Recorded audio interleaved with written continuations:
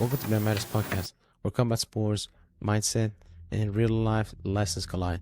Hosted by Derving and Nate, we dive into jiu-jitsu, wrestling, MMA, and the grind that shapes athletes inside and outside the mat. Every episode we bring stories, strategies, and raw conversations that fuel growth, resilience, and community. Stay tuned because it's more than a fight, it's a lifestyle.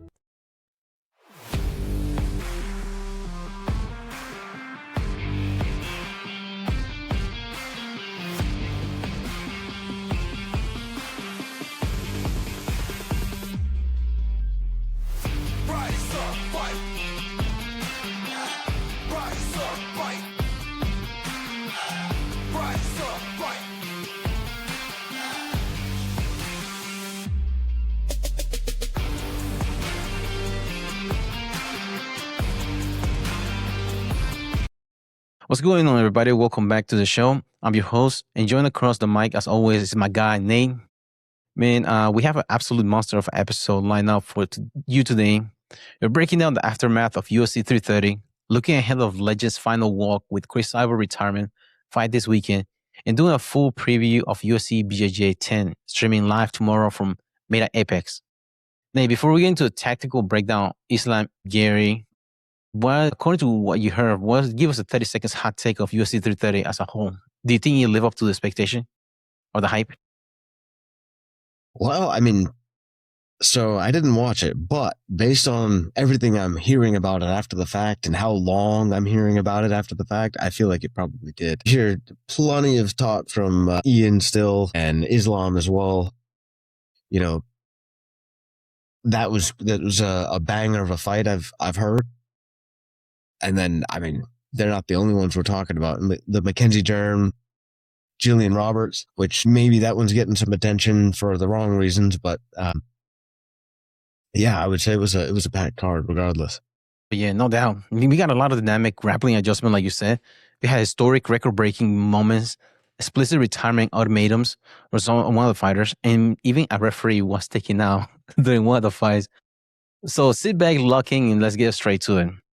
So let's start with the very top. Islam Makhachev defending his 170-pound strap against Ian Machado Garry in a 5-round war.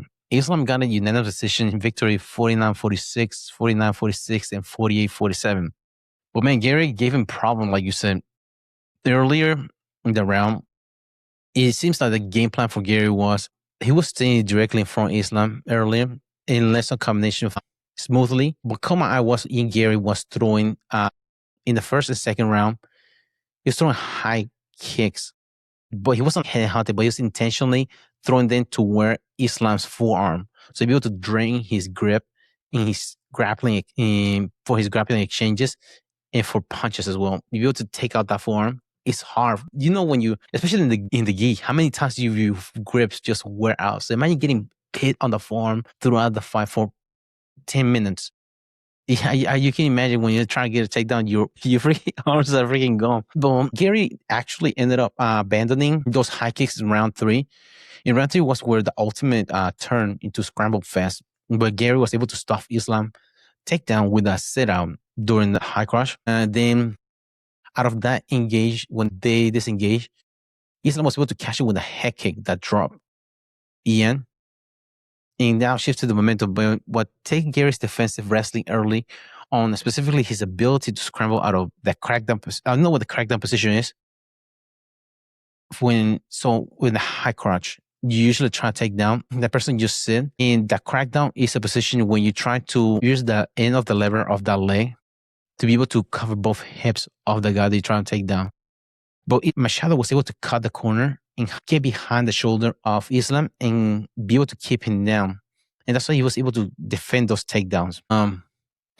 And that was a lot of people were surprised about how Islam was able to take, not so much taking down, but keep him down.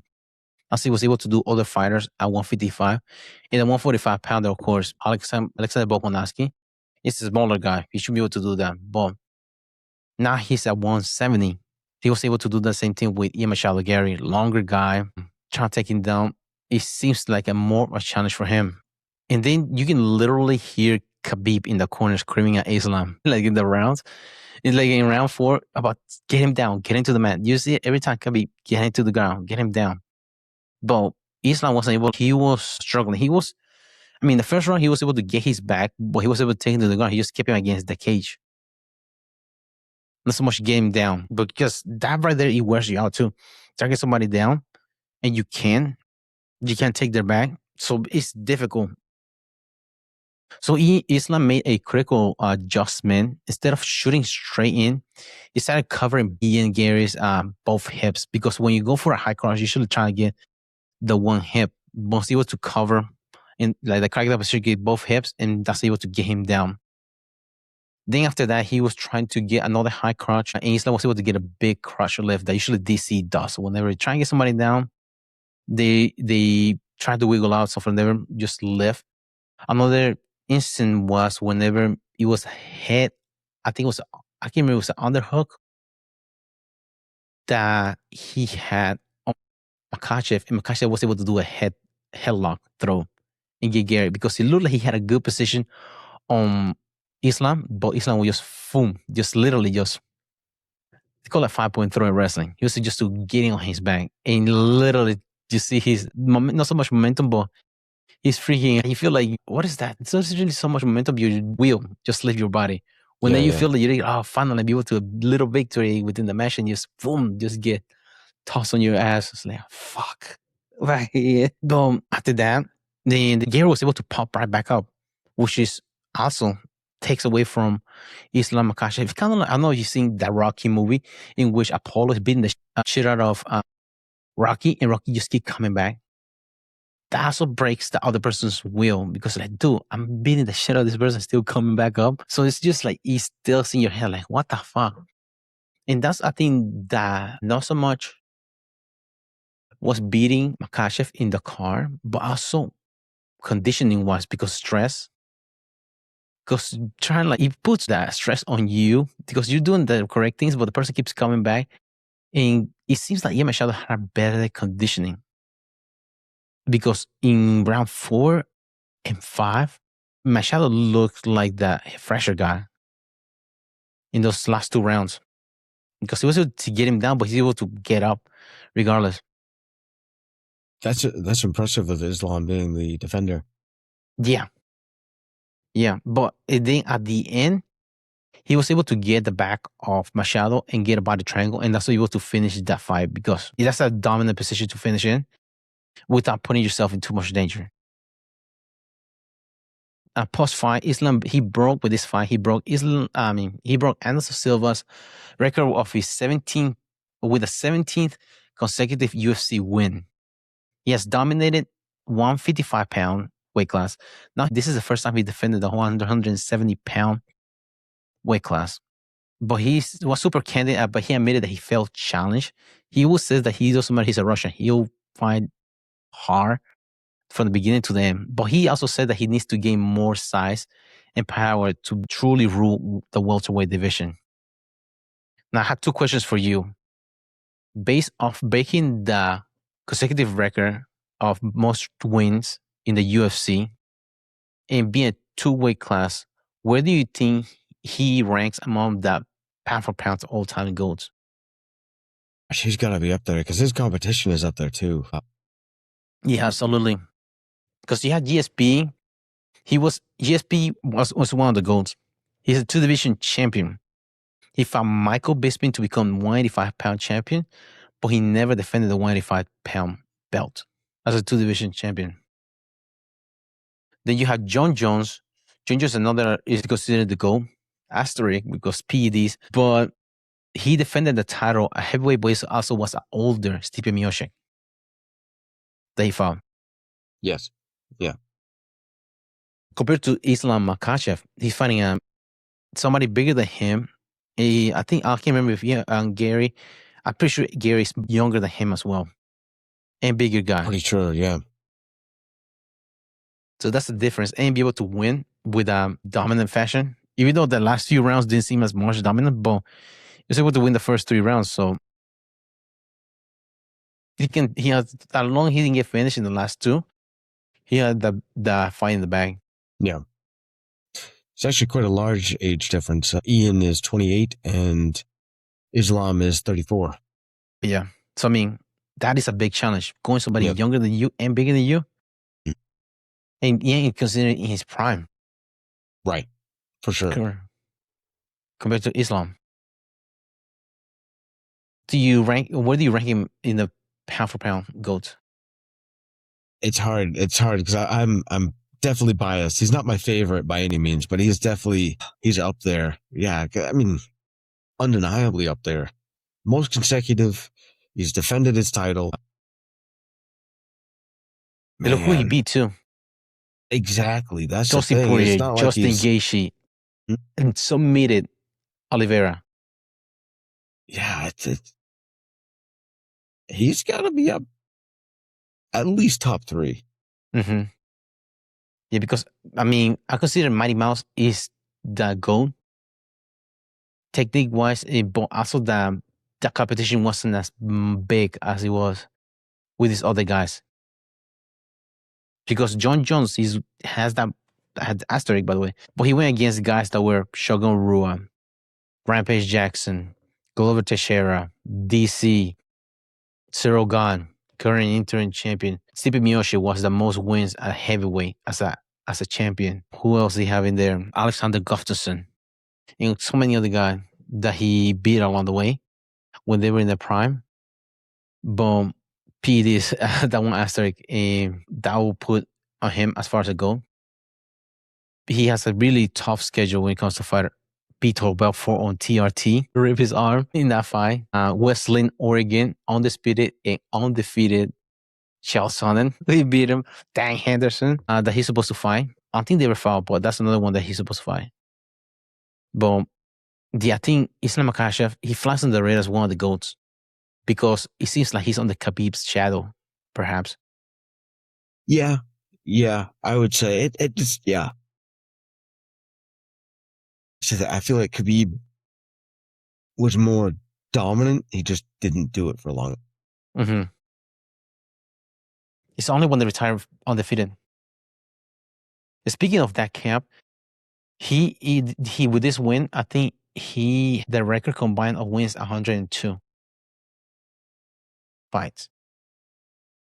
Yeah, or 100 fights. I think that's what it is combined that they have won as a team.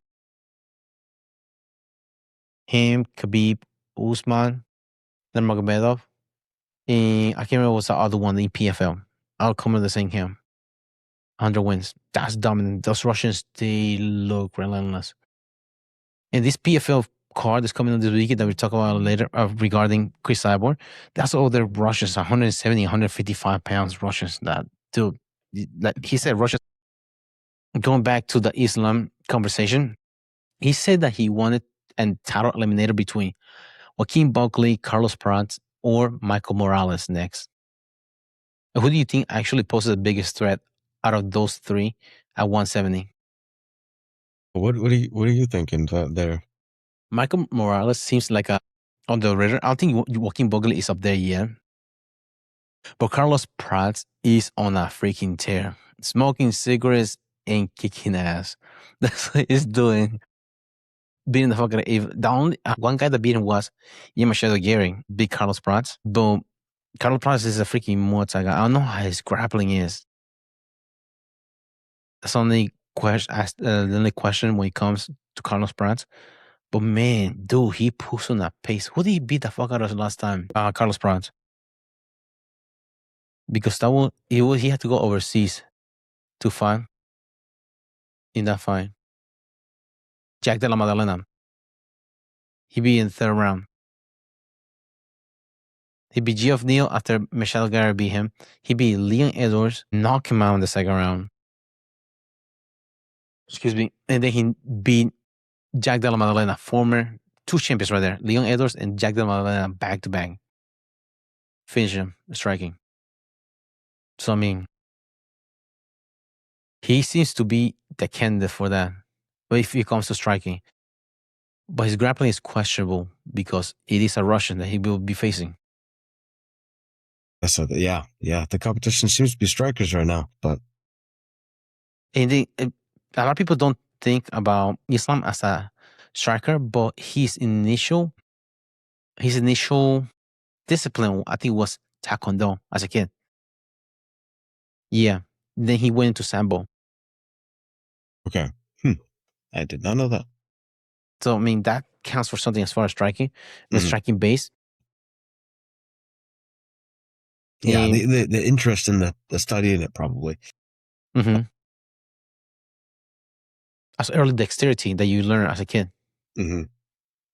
Because your body, how many clumsy people do you see starting jiu-jitsu later in life compared to a kid that has been wrestling since they were little? That's true. So the same thing applies to striking as well. Mm-hmm. Have a good sense of distance.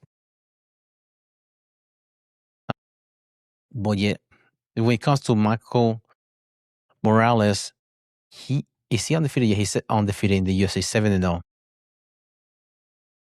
He beat Sean Brady striking, finished Gilbert Burns TKO in the first round. He beat Neil Magny ground and pound first round. 2024, he beat Neil Magny. 2025, he beat Gilbert Burns and Sean Brady. Who does he have next? I don't know who he has next, but he wants to have, because his name is Michael Morales. He's a big Spider-Man fan. Miles Morales. He wants to wear those shorts for his next fight. Spider-Man shorts. Really? Yeah. But are those, I want to say Carlos Prates seems like to be the biggest threat against Islam Makhachev. Because he's a freaking loose cannon. Carlos Prates. Can't remember where was it. Was it the UFC? Whenever they do freaking, the zoom into the people in the crowd. Like they have, like for example, they have Marky Mark in there. They have like Travis Barker. They have freaking Carlos Prates, and he had a cigarette trying to light it up in Philly. Real typical Carlos Prates. He's a freaking nutcase, man. And those are dangerous fighters too, because they fight. That does seem to help. Yeah, you have the extra edge. There's something about willing to go the extra edge to do things that some people are not willing to do. So he applies also in martial arts. What is that saying? I think Joe Rogan.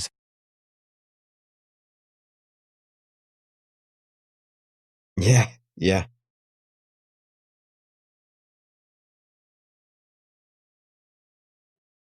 And be able to have that personality, it's part of your personality. It's not hard for you to flip that switch and be able to perform that way.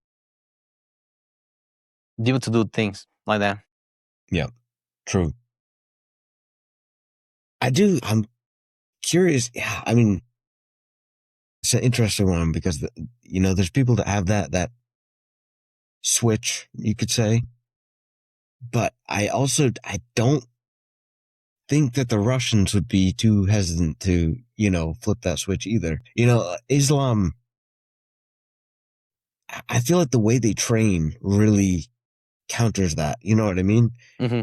Because just what they go through is so grueling. I feel like he doesn't have too much that he's going to be holding back. You know what I mean? Yeah. It feels like it's more of a way of life for Russians. Yeah. The way they're training. Yeah. And also some of the things that he's doing is not line up with that lifestyle that you need to be an athlete. For example, smoking usually hinders your cardiovascular system, high blood pressure issues, some may say, as you get older. So it might seem some shortcuts or vices that he might have in his life, in which Russians, at this level, everybody's tough. But it seems that that's something I was thinking about recently too, because it is, for example, in the wrestling part, a lot of people want to be tough, conditioning and being strong and stuff like that. But to a certain extent, everybody's tough. And you can still be tough and drill hard. So the way that your muscle memory is built off the technique that you use, scrambles, and being in good positions, rather than just lifting heavy shit and running as hard as you can just for the sake of conditioning. And that's where it seems that Russians do that a lot. They do a lot of drilling and just to breaking point until it just gets engraved in your brain that you cannot do it wrong any longer. Compared to other people that want to be just doing the extra shit, being like Goggins. No disrespect to Goggins, but he's doing hard shit just for the sake of doing hard shit. But if you are able to drill your specific sport to a point of breaking without making mistakes, that is really, really dangerous sword. Mhm. You don't want somebody willing at you. Right. Exclusively training, to get that grit, to get that, don't stop. That will not counter somebody with skill. Mm-hmm. So when you can do both, that's hard to beat. Yeah. And is the art part of martial arts in which they are able to enjoy shit that really sucks. For example, I've seen a video of Islam Makhachev. He was running and he had to get in a cold plunge. Like me, I really hate this part of training. But he just goes in there and just fucking does it. That's it. Just fucking do it. He say he sucks, he hates it, but man, just fucking do it. That's all. They understand that bad things can only last for so long. And they will outlive it. But that's a way of life for them. Because there's a difference us that we have the options or the privilege to choose our suffering. For them, they know that shit sucks. They have to do it. If you for the job that they're signing up for, you might as well just do it. It doesn't matter whether you complain about it, just do it. You seen the video whenever he was complaining about media, and Khabib told him, "Do you want to do any more media? Just lose. Yeah, right. Yep. All this goes away. You don't have to worry about it anymore. Just go home.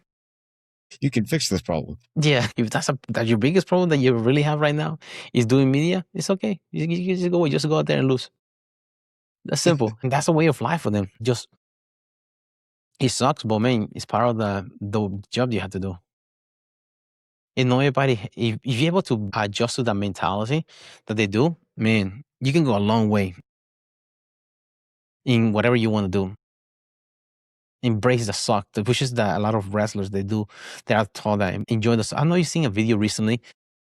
One of the Brands brother from Iowa, Terry Brands, he was a coach for the Olympic team some time ago. And there's this young guy that he was struggling going up that hill. This freaking hill, I don't know what it's called, but it's in the Olympic, it's in Colorado.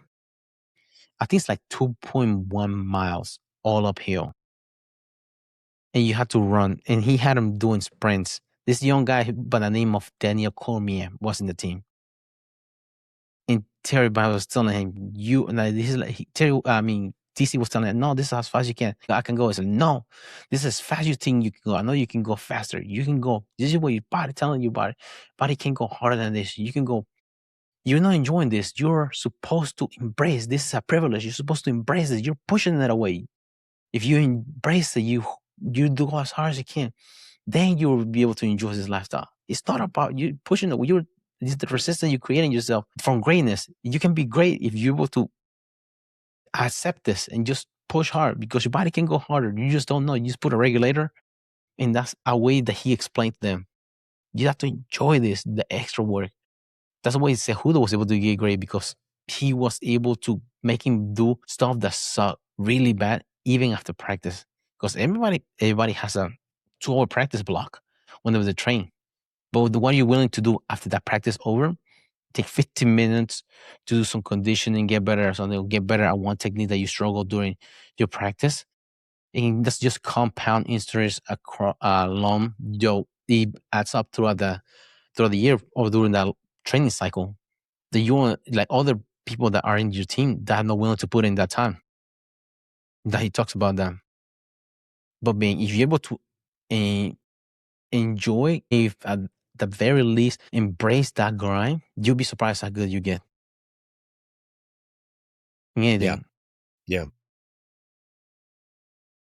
But okay, let's move back to UFC 330 card because we had some major narrative storylines that pan out. Edson Barboza retirement after a tough loss against Stevan Ribovic. Edson Barboza laid down the gloves. 60 years in the UFC, some of the most violent wheel kick, especially the Terry Edom kick that he just freaking stepped him out during the spinning heel kick.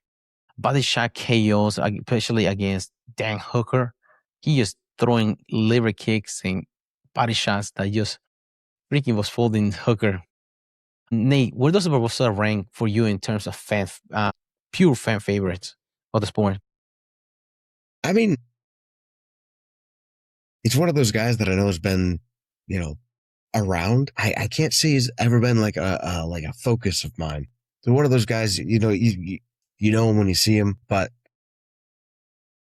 I don't know. I can't say he's like one of my top favorite fighters. Although, I mean, he's put on the performances, like you said. Yeah. Isn't like a Brazilian version of Cowboy Cerrone? He's one of those guys that in there. He was never there for a title consultation. He was like 1 or 2 fights away from there. But he was, if you were into kicks, because I'm not sure if I'm right, but I think he had some sort of capoeira background before he started doing MMA.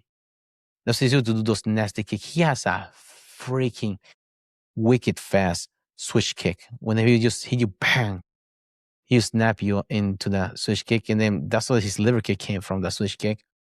But man, he had a couple of highlights. He hit the spinning heel kick, seems to be one of the trademark. He hit the fuck out of Khabib with that, and Khabib just ate that like a freaking tank, like it was nothing. He starched at him with that, and then Khabib just got hit. He just kept going forward. That's a freaking. So you get how freaking tank that guy is. Yeah. But yeah, he had a lot of nice chaos. Another one was Shane Burgos. I don't know if you remember that fight. He hit Shane Burgos with a 1-2. And he hit him. Barboza said he felt like he landed that clean. But Shane Burgos didn't face him. But it was one of those delayed knockouts. So he hit 1-2. And it was 4 seconds later, Burgos was just falling back. He was trying to catch his legs. He was falling backwards. And before you know, he was on his ass. And he tried to get up, and Barboza just landed on him. But it was like a delayed response of that knockout. He got doom, and then he was moving. And then all of a sudden, you see like he was trying to sit down on a stool that was no longer there. That's what he was doing. Gee. That's that bad one. You're trying to sit down in your leg. He kept walking backwards while he's sitting on the invisible stool, and you just land on his ass. It's like, oh no. That's not good. Though that was one of the few fights that I remember him notorious for, Barboza. And of course, his last Philly fight was against Justin Gaethje. It was Justin Gaethje wasn't a freaking tear. I think it was a right overhand or a left hook that just starched Barboza in that fight. Then that's one of those that was a fight that he was right there for contention. Then another one was against Khabib. Khabib was able to get him down, and he just had 1,000. Have you heard of the 1,000-mile stare? I was like, fuck. I'm stuck under this fucking guy. And he just looked at that clock. And then Khabib was able to beat him, of course. Like he beat everybody else. Right. But as far as like company-wise guy, he was able to win the fight guys. And he even dropped down to 145 pounds too. Trying to be able to extend his career, but he seemed like he was a good company guy. They don't want to talk good about him, even though he was able to get any titles in his belt. Next fight, we're going to talk about Mackenzie Dern's title defense. She put on a total clinic against Gillian Robertson, winning a 4-1 across 25 minutes. Her guard passing the top control looked cleaner than ever. In my opinion, Gillian Robertson, she looked like she was stuck in the mud. She didn't much engage. She didn't try to, in the stand-up, try to go Mackenzie Dern. That brand bar for Gillian Robertson seems like it is her top pressure build takedown. But for some reason, whenever she faced Mackenzie Dern, Mackenzie Dern was able to get two rear naked choke attempts against her. In which, that's not good if you're getting your back taken by Mackenzie Dern. True, yeah. Dean Thomas, he seemed like he was defeated when it comes to cornering. Have you heard the rumors about Dean Thomas? Rumors? About him. But during the fight, he looked like, man, he felt like he just gave up on his fighter because she wasn't answering, and that's actually the corner man's job. Like, if your person is not for you have to wake him up. Like, dude, you have to wake up. You're in the fight. Yeah. Who was it? Mark Norman, he said, if I was a coach, It was coaching a woman. Tell us to calm down. Really get her right up. Yeah. That would fix it. But it seems this case that he was able like to get her wake up, and she was getting beat by Dern, which is a top fighter. But then it seems like she was beating herself too. Like she was giving too much respect to Dern in that fight. Now, what did your take when the Dean Thomas retired from being a cornerman right after his fighter lost? I mean, that was poorly done. Yeah, I feel like, not to make excuses for him, but I feel like something has to have been happening there. You know, she was not with it mentally. He clearly was not mentally with it. And to just, assuming he's been coaching for a while, I would think that he has the knowledge to not say what he said. So it really makes me think that, you know, something was going on. He wasn't there. She wasn't there. To say all of that, that's crazy. I mean, yeah, nobody thinks that's acceptable. He knew that wasn't acceptable. Yeah, but just unless he didn't was care somebody for out of touch. Yeah, maybe, but it just seems, I don't know. You'd have to be very out of touch. Yeah, because I think he was coaching her since she was 16 years old or something like that. Wow. She's 31 now. Yeah. And seeing the things like, I told her that was coach as far as she could go. And I think this is as far as she can go. Like, they don't say that about no fighter. No, absolutely not.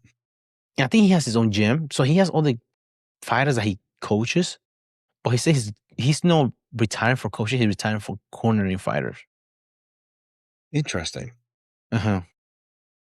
Because I think Matt Serra did the same thing, but Matt Serra he wasn't like that. It's like you step in because it's too much for him. That's it, Phil. Especially if Dean Thomas is one of the, not so much a commentator, but he's like a consultant when it comes to striking for the broadcast team. I mean, that can be difficult. If you're one of those, you have to do interview coming up before the events. You have to do that job of a correspondent during the fight, and then you have to add in the beat change the hat into going to coach one of your fighters in there. And there's a thing that you cannot give 100% if you do 5 things at the same time. So I mean, if you do all those things, there's no way you have the energy to corner your athlete correctly, as you should. Maybe he should say that instead of saying that bad thing about his athlete. Yeah, 100%. That's the thing. I mean, if cornering is not your thing, stepping down isn't a problem. But you don't have to, you know, trash talk somebody that's supposed to be extremely close to you while stepping down. That doesn't make sense. Yeah, that's poor taste. Unless they had a conversation. I don't want to speculate, but I mean, she's 31. She might be start her own family because take some time off, maybe, and maybe come back, try and make a run for another title, something like that. Yeah. Well, I saw she released a statement though, saying that he left a voicemail apologizing, but she didn't think his heart was in it. Oh, wow. Sort of deal. So something's going on there. I really don't. Yeah. I mean, yeah, you're right. If you have a long relationship with somebody as your coach and athlete, you don't say things like that in public. Even when you have a conversation with them. Right, exactly. Yeah, it doesn't matter what kind of conversation. Even if he told her that to her face, you don't say that to everybody, you know? Yeah. It just, yeah. They're pretty sure he got a call from her manager and, hey, what the fuck are you saying, man? As far as she can go in her career, what the fuck? Yeah. I mean, she just came off a 5-fight winning streak before this fight. Mm-hmm.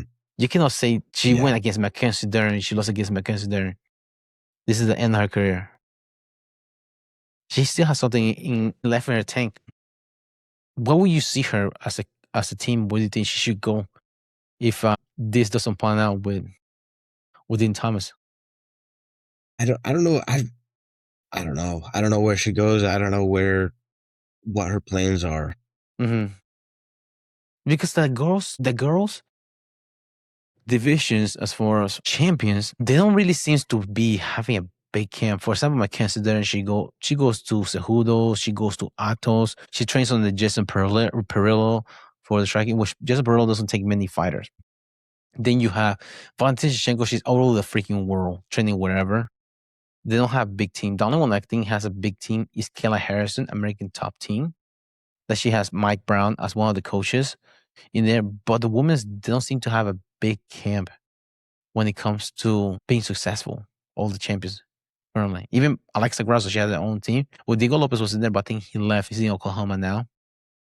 But I think her uncle was a boxing coach. That's how she got into MMA. Both for her, I'm not sure where she should go if she leave Dean Thomas' team. Sam Willie is another one. She trains under her own camp. She doesn't have like a big camp either. That is interesting. I mean, I'm sure that would be a hard move because she's been training so long with this current coach. But I mean, after that, it's the right move to me to just change gyms because, yeah, I don't know. Clearly, there's not much confidence there in his own fighter, which is, I don't know, bewildering to me. And I feel like I wouldn't be able to train for a coach who I knew felt like that about me. That's just no way. The coach is supposed to push you beyond what you think is possible, and it seems like the opposite is happening here. Yeah. It's okay if you don't feel like she was firing on all cylinders during the fight and she wasn't responding to your commands. Not everybody does respond to your commands as you want to. It's not a freaking robot that you program something and they will do exactly what you tell them. There's different dynamics and stuff like that, but don't take it on her. And most of the time, we see a lot of good coaches when they talk about after a loss. They say, okay, a lot of things were happening, and most of the time, they take the fault of the foul, of the shortcomings of the performance, rather than blaming it on the athletes. Have you noticed that? Right. I mean, that's the thing. I feel like as a cornerman, that's part of the job is to build up the athlete and to try to figure out, what makes them tick, what triggers different emotions. So you really need to know them very personally. Because if you need, it genuinely, in my opinion, it genuinely could come down to, I need to make them angry to get them out of this stupor that they're in this fight, and, to say, like, I just feel like you really have to know the fighters for that role. And, you have to be very personal, very involved to do that and do that well. Yeah. You have to know your fighter. That's why it's so intimate, the sport itself. It's an intimate sport. Because you have to know them that close. Another example of a good coach was that coach for Leon Edwards. I think he coached since he was little. I don't know if he was a kickboxing coach, but he was like, whenever he was losing against Usman, he just kept pushing, like, come on, Leon, don't let him bully you. Just keep going. You have to go out there and fight. Don't let him bully you. Just go out there. He was able to fire him up and be able to make him knock out Usman, even though he was down 4 rounds. Just able to fire him out. Come on. But yeah, it is. Unfortunately, it's something like that. And if he's treating his most famous or most higher contender fighter that way, I mean, I agree. He should probably retire from cornering fighters if he's doing that right now. Because that's not good. Yeah. I mean, to be honest, if I saw a coach saying that about his top fighter and I was training under him, I would lose all confidence in him. Yeah. It wouldn't blow me away if his gym completely changed or if he just lost his gym, basically. Yeah. Because this is not a strength conditioning sport. You can just teach a technique and usually less lifelong. You have to have a relationship with your athletes and be able to guide them. And it just doesn't apply just jiu-jitsu or MMA. It applies to life as well. If you're able to be in touch with your fighters that way, you just collected their money at this point. Because it's not like you're going to corner them. So what's the purpose of you training under a coach in which you're not willing to go into battle with you? You have a war hog. Yeah. Yeah, exactly. And that's, yeah. The hardest I have trained is whenever I know I have a coach who's like investing in me. If I don't feel like the coach is investing in me, the drive to, show up just isn't there. Yeah. I mean, yeah, I can do it to make me better, but it's a different ball game when the coach is invested. Yeah. And that's what feels different whenever you have coaches that you don't train under, but they show up during competition. It's like, why can you tell me about my game that you have not seen? It's like speaking two different languages. They give you a command or something like that. When you know in this position you're better at this other what to go to, what telling you to do something else. Like, Yeah. why are you telling me that? Yeah. It feels weird. Mm. It's like having sometimes has other coaches that I don't know in high school just sometimes that happen. Whenever your coach has to be another corner, you have one of your teammates coaching you. So like, it doesn't feels like sometimes. Yeah. Like, what can you tell me? Yeah. No, 100%. Okay, let's go on to the next fight. Was a big fight was Jalin Turner's. He had a lightning stoppage. He was 39 seconds KO against Coi Fernandes. Coi Fernandes, he threw a silly ass while spinning back fist. He got caught with a left hook and dropped on his ass. I don't know why people do this shit. Throwing a blind freaking slow motion spinning back fist. He was able to get honor as one of the bonus for performance of the night, which is good because he was one of those fighters that he took some time off. He needed to figure out some things in his life because he was in his performance was up and down. He's even a tarantula. He's a big guy for 155. Let me look up his stats. His name is that tarantula for a reason. He is 6'3", 155 pounds. That's a big 155 pounder. It is. Wow. Yeah. He has wins against Edson Barboza, King Green. I mean, he lost. The reason he decided to leave was because he was on a tear that he was like 4-1, something like that, or 4-2. No, 2-4. He was 2 wins and 4 losses. He took some time off. After that, he started to come back. I mean, he lost like Matthews Guerrero, Dan Hooker, Renato Moicano, Ignacio Bahamondes. Also, he got submitted in a triangle choke. And he was some extra things that were going around his life that made him leave the sport. And now he came back. He's able to figure out things in life. He's 31 years old. But he seems to be back.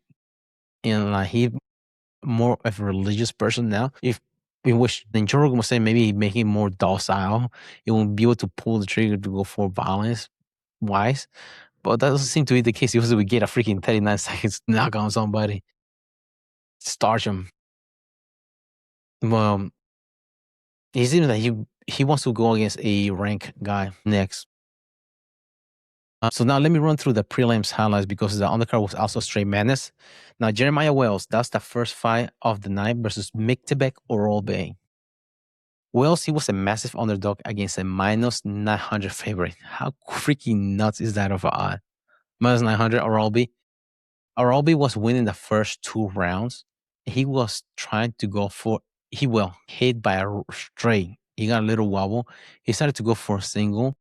And Jeremiah Wells caught him in a ninja choke in the 3rd round. And he put him to sleep immediately in a ninja choke.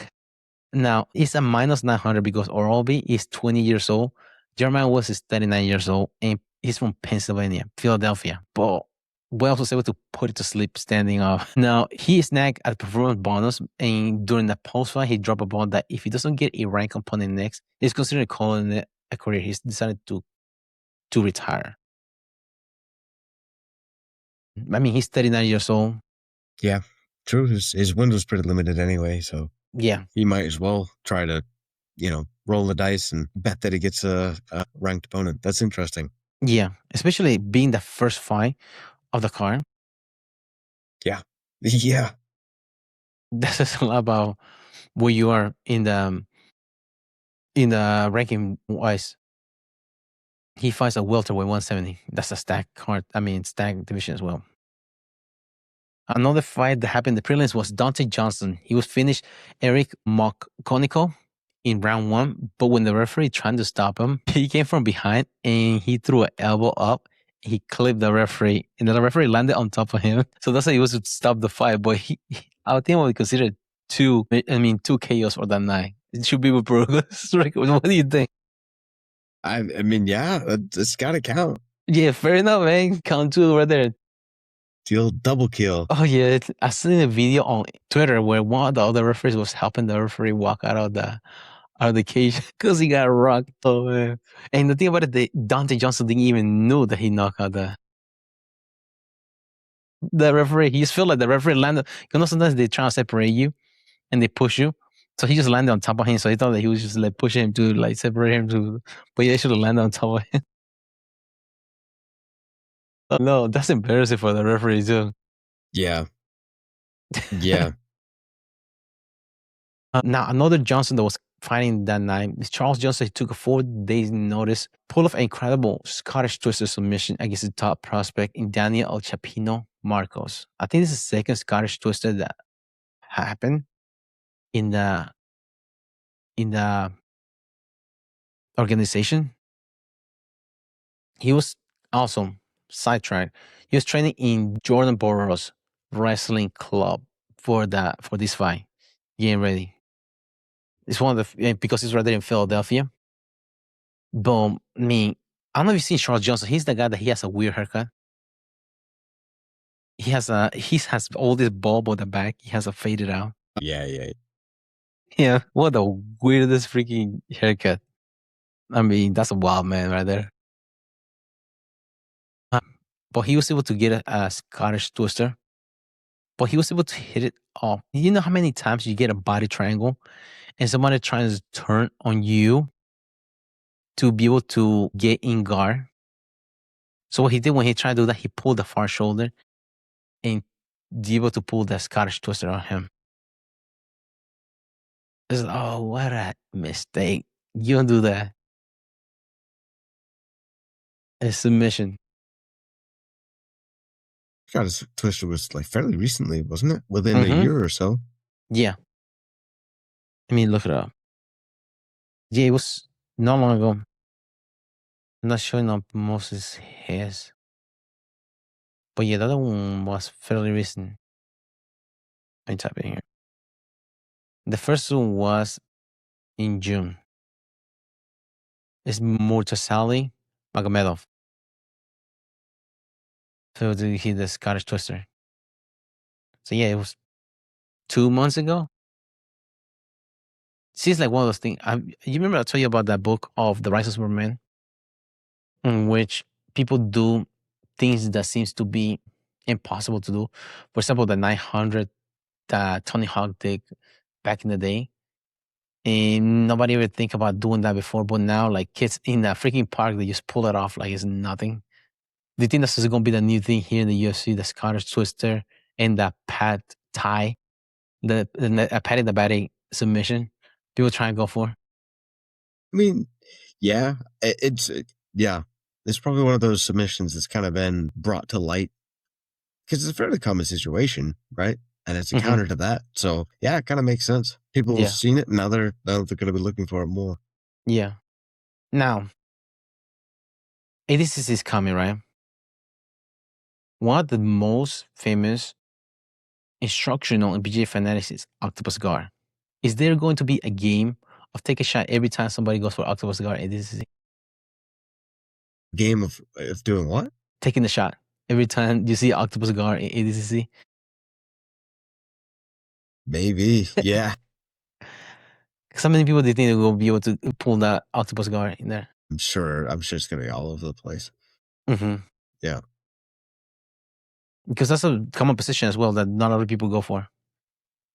Especially side control. Next fight was we were talking about was I can't pronounce his name. Shidi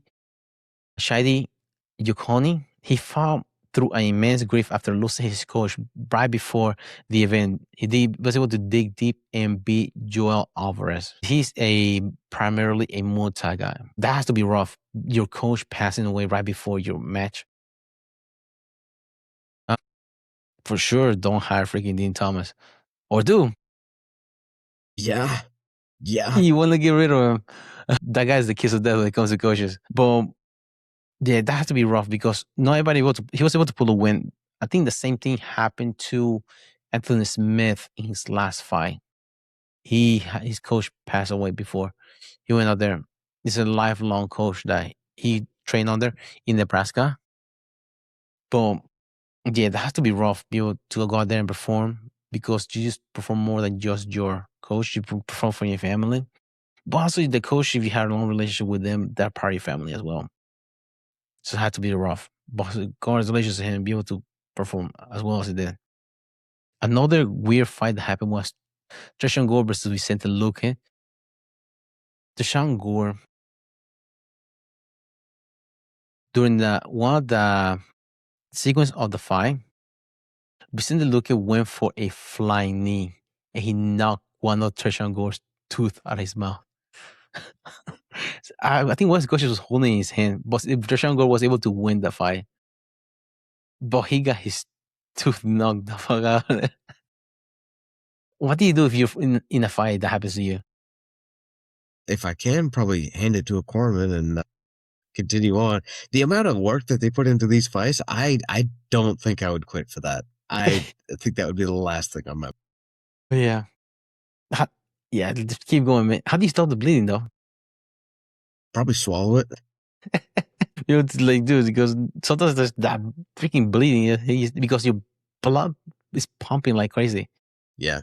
Adrenaline at the same time. True.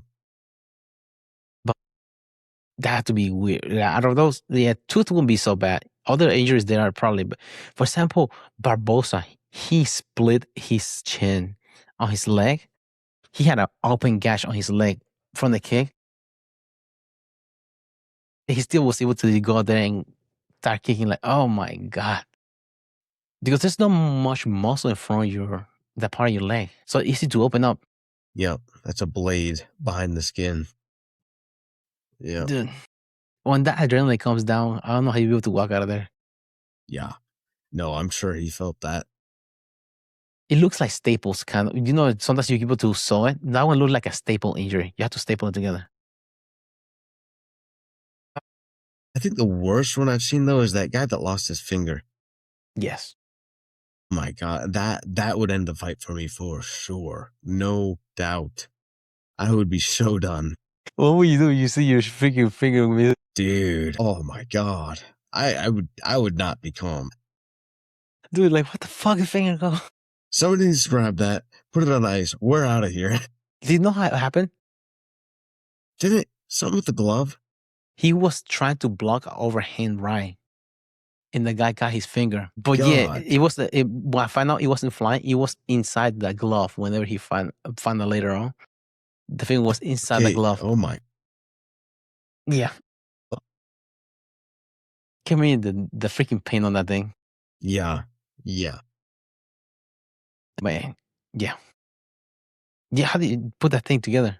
There goes his piano lessons. Yeah.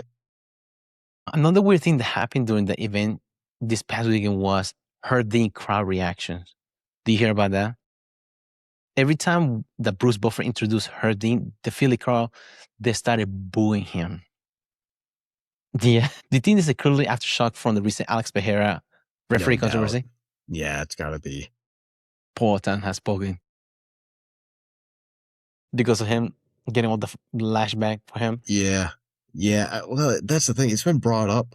That kind of, yeah, Poetin, I feel like it's kind of like putting one of the final nails in the coffin because he's made some bad calls before. Yeah. It's fairly known. So yeah. But you heard freaking what's his name? The Black Beast talking about this Herbs Dean's fault. Remember when he knocked out Curtis Blade because Herb Dean's supposed to stop him and he just kept hitting Curtis Blade? It's like, don't blame me. That's Herbs Dean's fault. He's supposed to stop me. Dang. Yeah. I mean, he's not completely wrong. Yeah. Don't blame me. He's stiff. It's Herbs Dean's fault. But yeah, I mean, do you think he probably should look into retirement? If that's the case, he's having some questionable calls. that or go to some lower level. Yeah. Or even do judging instead of refereeing.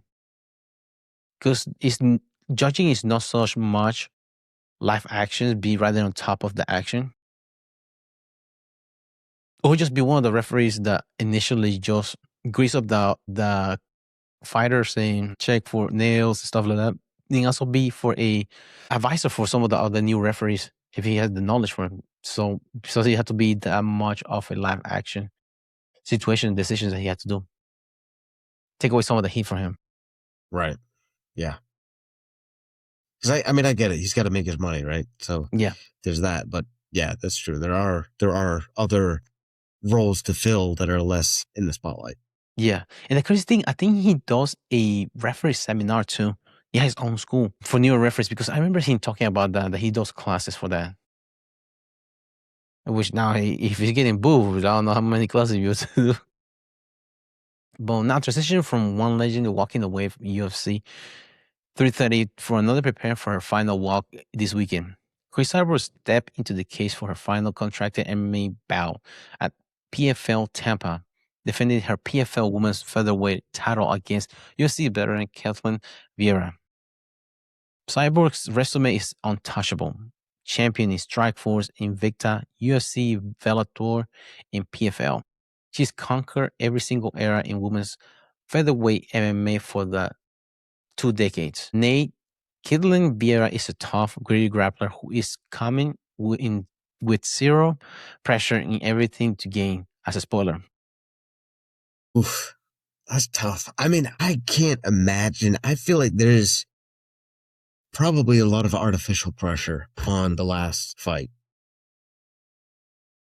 That definitely, I feel like it would show the caliber of the fighter to, approach the last fight well. I have a hard time believing that you would not be in your own head about things. Mm-hmm.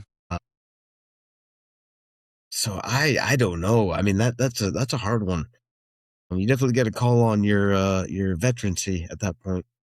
Yeah. And try to use experience and use, the rituals or whatever it takes to get over the nerves and go from there. Emotional too, because I saw Barboza in his last fight. He was coming in crying because he was going to retire. So you have to control your emotions, because you going to make your announcement after the fight, save it for then, rather than thinking about it before you go into the fight. You have a job to do. Go there, perform, and then take care of it. Everything has a time and place for everything. You're already at a place already, but just wait for the time to address that part. Because if you're in your head too much, you find yourself. Where do you rank her among in the combat sports versus women's MMA? Because just as a review, remember, she was the first. She was in the main card, not so much the main card, but she was the main event against Gina Carano back, I think it was 2009. That's the first time there's a women's MMA that they were the main event. She had a lot of good fights. Holly Holmes. I mean, she was champion all of those Strikeforce, UFC, Bellator, Invicta. I mean, all of the organizations she went to, she was a champion. There's only one woman that beat her once, Amanda Nunes, and knocked her out. Amanda Nunes is Amanda Nunes. But other than that, she dominated everyone else. I mean, yeah, top tier. I mean, yeah, she definitely makes the Mount Rushmore in female MMA. Yeah. I mean, for 20 years too? Right. That's a long, dominant reign. Yeah. Yeah, there's no... I would say she's turned herself into a bit of a legend, Mm-hmm. Kind of feels like the OGs, back in the time, in the women's MMA version, it's almost like the in the same vein as GSP and I would put her in the same lines as that in the female. And also, she also is a champion still. Right. This late in her career too. Yeah. It's not like she's doing bad. She's still dominant too. Yeah, that's true. Yeah. I wonder. Go ahead. Yeah, go for it. Now, I was going to tell you something else. How long has she made 145? Because she talked about how she struggled making 145. But this is a picture right here with Frank Yeager. With Frank Yeager fought 145, 155. Yeah. Look how Yeah, much she's bigger big. she is. That's crazy. I mean, yeah, that's also the thing. I mean, so many guys go that long and they just end up getting beat up and just destroyed. But she maintained even past what you'd call prime fighter years. That's really impressive. Yeah, she was able to fight anyone she wanted to. Except for Ronda Rousey because she didn't want to. She wanted the smoke. Yeah. Although she did fail a drug test one time, but the drug test was for a diuretic. PED was for a diuretic for cutting water weight. That's what she was popped for. Which would you consider that PED or was just more a weight loss? I mean, yeah, it's definitely weight loss. It's trying to make it easier on you that last stage, which, yeah, it's an advantage, but it's not like, to me, that's not crazy. No, it's not for performance. It's just to try to win the battle of making it to the scale. The only battle you try to win at that point. But yeah, she had mass respect for her, Chris Cyborg. I mean, other than Amanda Nunes, her record is untouched when it comes to women's MMA. Before we hit this weekend, we've got Elite Submission Grappling going on down tomorrow. UFC BJJ 10 streams live Thursday, August 20th, 3 on the official UFC BJJ YouTube channel, straight from the Meta Apex Las Vegas. Let's break down these featured matches from top to bottom. The championship fights, we have welterweight title, Andrew Tackett versus Jonatas Gracie. This is the ultimate style clash. Andrew Tackett brings relentless non-stop pace, scramble, heavy wrestling, and dangerous back takes. Gracie counters with world-class top pressure and heavy guard passing, high-octane pace versus heavy positional control. In the women's featherweight title, we have Rebecca Lima versus Brianna Samri. Champion Rebecca Lima defends against Canadian powerhouse Brianna Samri, who is making her UFC BJJ debut with a super aggressive passing style. That's impressive that your debut is a championship fight. Must be really good. How do you see Tackett versus Gracie playing out? Do you think Tackett will be able to pace break Gracie down over time? And do you think Gracie's top, because he's known for his top pressure, and shut down the scramble? Is he primarily a gi? So, because Tackett's not going to relinquish the top easily. Mm-mm. Maybe if he's on bottom, he still had leg lock attacks. I mean, yeah. Mm-hmm. You too. Yeah, I would love to see how it does. Is Mika Gabao? Mika Gabao hasn't been signed by UFC BJJ, has he? He's been a lot of who's number one, things like that. CGI, he has been tier 2 in flow. But Mika Gabao was able to beat Jonatas Gracie. I mean, if Mika Gabao was able to do that, it's who's number one last year in June. I'm pretty sure Tack will be able to handle him. Because, man, he's wild. And for some reason, I think he was training with Mickey Mushimeshi, Taggett. Yes. Because you hear him talking about that with Yes. Demetrious Johnson. Yeah. He's able to figure out Mickey's game. After a year of grappling him, he was able to figure out his game to avoid getting tapped every couple minutes. Yes. That's impressive. Yeah. I mean, that tells you how good he is. But also, he's able to test his game too. Training with somebody like that. Yeah. I feel like that's going to test your skill. I do feel like he's still in the climb. You know, I feel like he did extremely well in CJI, and I feel like he's only gotten better since then. Mm-hmm. I mean, that Rotolo match was able to help him get. I mean, it was a semifinal. He was able to get him better. Now let's run through the high impact featured bouts on this card.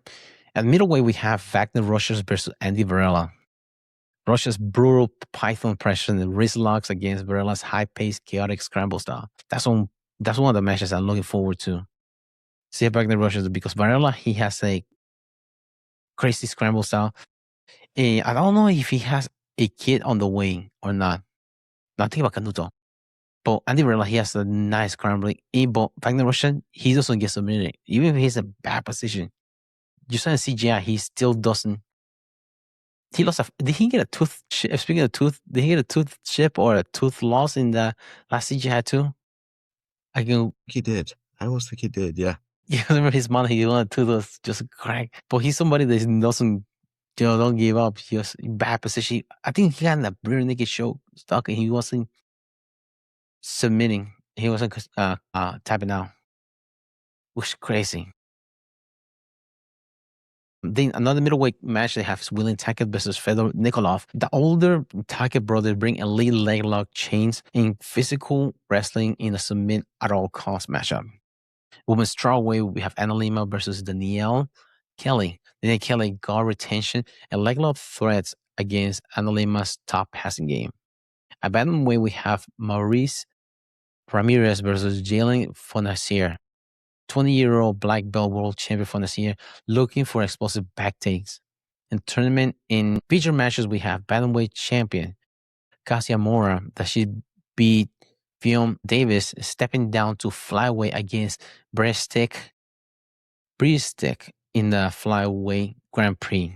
And then you know, side of the bracket, we have Adele Fornarino brings a lead guard passing against Carol Brunasio.